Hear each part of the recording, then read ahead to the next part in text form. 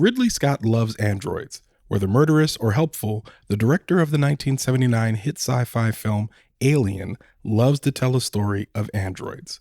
So it's no surprise that he executive produces as well as directs 2 episodes of the HBO Max series Raised by Wolves, which, contrary to its title, is not about wolves at all, but about a pair of androids attempting to form a new atheistic society on the virgin planet of Kepler 22b.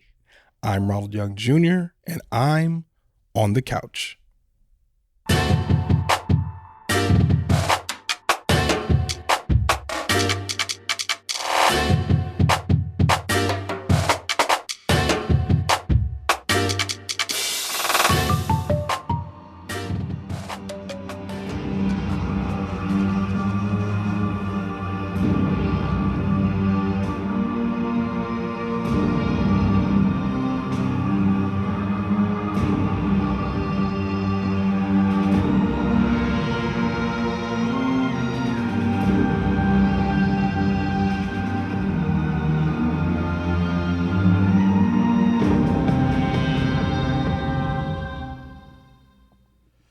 All right, this is Ronald, and I am on the couch after watching Raised by Wolves. Raised by Wolves, available on HBO Max, created by Aaron Guzikowski, starring Amanda Collin, Abubakar Salim, Winta McGrath, Travis Fimmel, Niamh Algar, Jordan Loughran, Felix Jamieson, Ethan Hazzard, Aasiya Shah, Ivy Wong, and Matias Varela.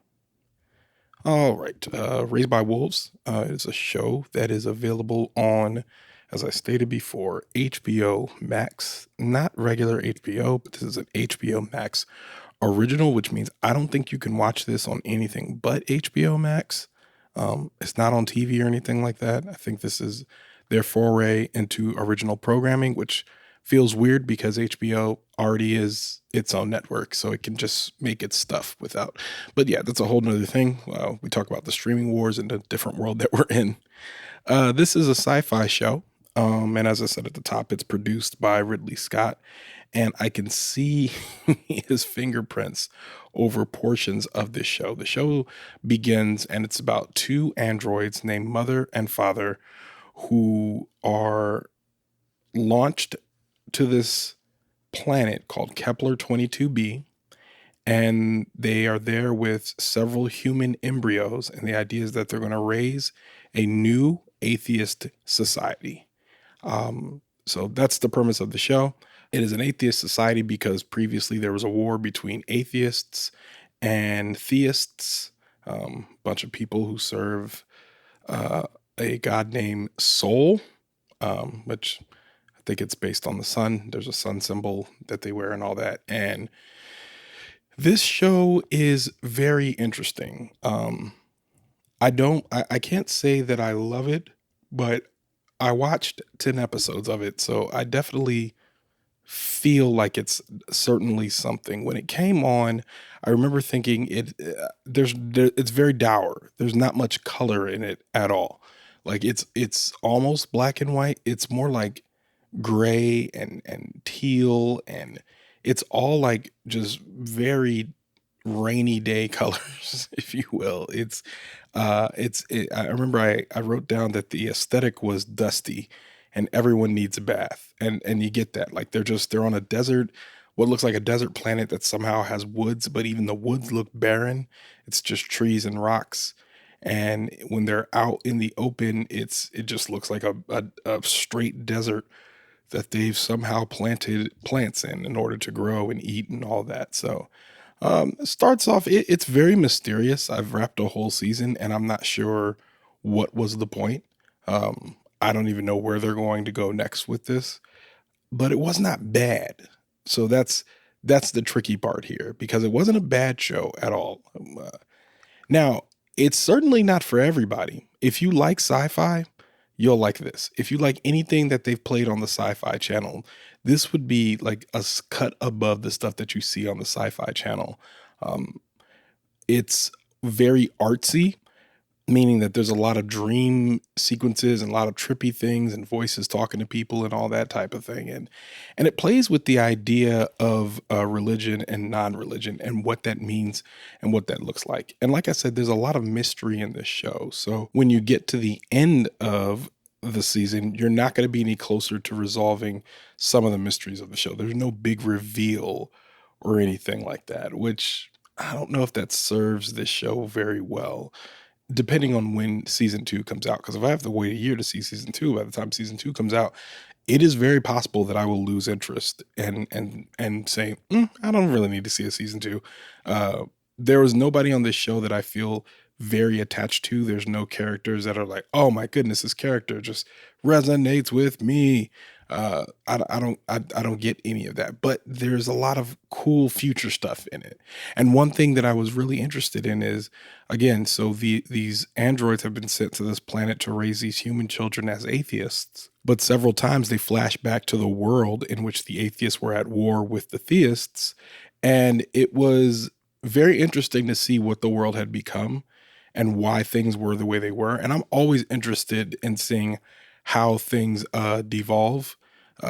Maybe it's for some sort of practical study, especially for those, all of us that are living through the pandemic right now. But watching this, as it flashed back, I found those parts to be very interesting, whereas the present day portions, not so much, because the whole show feels like it's going towards a point that it's just not there yet. And the reason why I don't trust a show like that is because Lost, that show on ABC, asked me to trust it years ago, and it turns out they were making it up as they went along.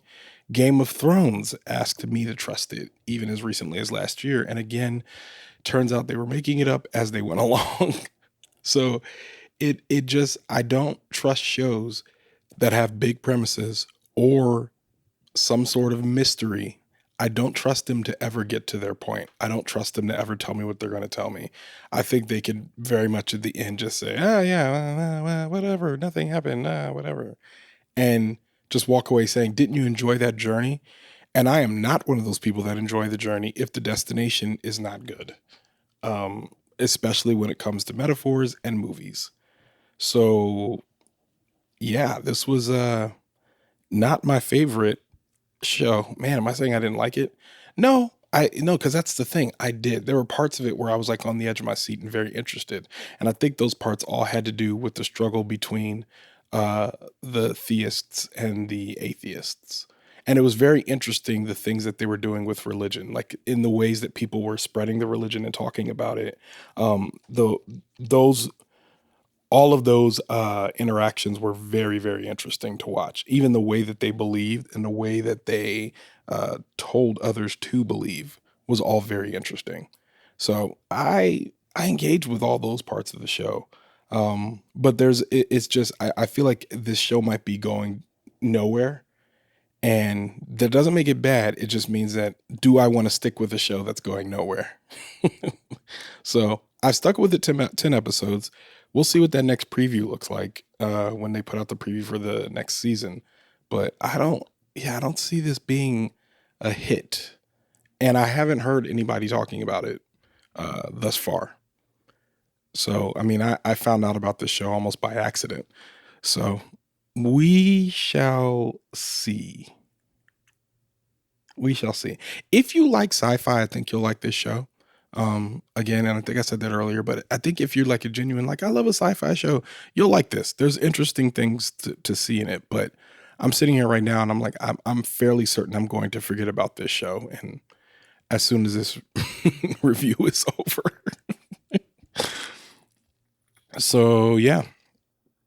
And with that, Leaving the Theater is a production of ohitsBigRon Studios. Theme music by the mysterious Breakmaster Cylinder. To find out more about this show and other ohitsBigRon Studios shows, follow me on Twitter and Instagram at ohitsBigRon. That's at ohitsBigron. If you like this show, check out our sister show, Time Well Spent. Leaving the Theater will be back soon, but until then, I'll be here on the couch.